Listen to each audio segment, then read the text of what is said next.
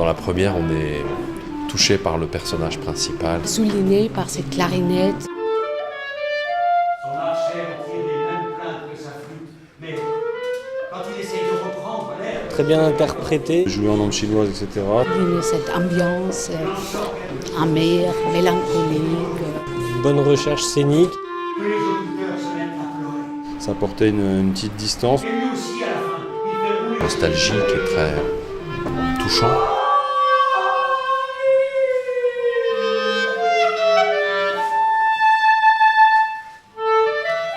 Et cette nouvelle chanson a tellement plu en ville que les marchands, les fonctionnaires s'arrachent Rothschild et l'obligent à la jouer 10 fois plus, 10 fois de suite.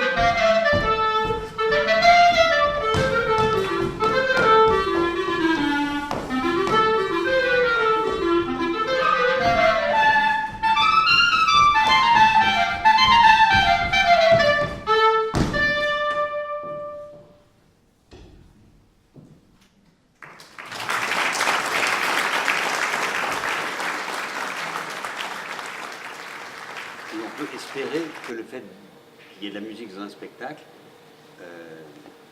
mette un peu à distance pendant quelques secondes pour des gens qui ne viennent pas au théâtre. Alors c'est des jeunes, mais pas nécessairement des jeunes, mettre à distance l'idée que le théâtre c'est ennuyeux. Comment j'aurais pu deviner que ça allait me coûter la peau des fesses? Mon fils a contracté des emprunts auprès de plusieurs banques. Carver, il meurt dans la fin des années 80, 1980. Tchekhov meurt en 1904. Donc c'est presque un siècle de différence. Et Carver aimait beaucoup Tchekhov, le citait, et pas mal de gens ont fait des parallèles entre l'art de la nouvelle de Carver et l'art de la nouvelle de Tchekhov. En fait, qui sont des styles assez différents.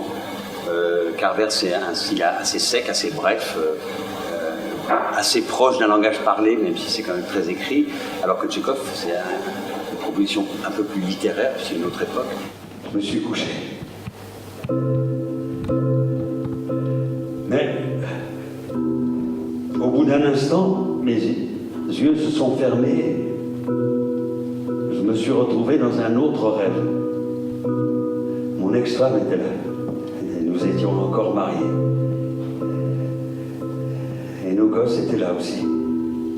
Ils étaient tout petits et ils mangeaient des chips. Dans le rêve, je sentais l'odeur des chips et je les entendais craquer sous leurs dents. Je trouvais ça très intéressant, le parallèle entre le Tchekhov et cette pièce de Carver. Deux pièces avec deux ambiances très différentes. Il y avait une gradation, il y avait un bon crescendo, il y avait un bon timing, donc c'est une bonne montée. Donc vraiment bien, un bon rythme général de toute la pièce, et donc ça m'a vraiment plu. Un acteur qui fait un monologue impressionnant. Des univers qui sont lointains du point de vue de l'époque, mais qui parlent du même thème, donc de l'argent et des dégâts de l'argent. J'étais assis dans la voiture, la vitre volée en éclats et mon pied passait à travers.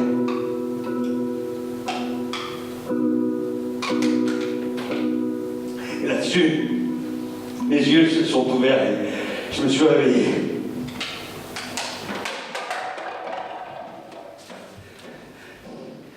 Et on peut espérer que le fait qu'il y ait de la musique dans un spectacle